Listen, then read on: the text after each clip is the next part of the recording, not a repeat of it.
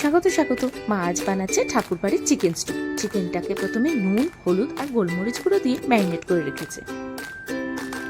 এবার মা বানিয়ে নিচ্ছে একটা পেস্ট, গোলমরিচ, কাঁচা লঙ্কা, দারচিনি, আদা, এলাচ আর সামান্য জল দিয়ে।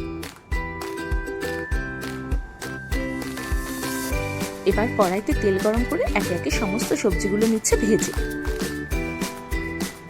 চিকেনটাকেও হালকা ভেজে নিচ্ছে, আপনারা চাইলে না ভাজলেও চলবে।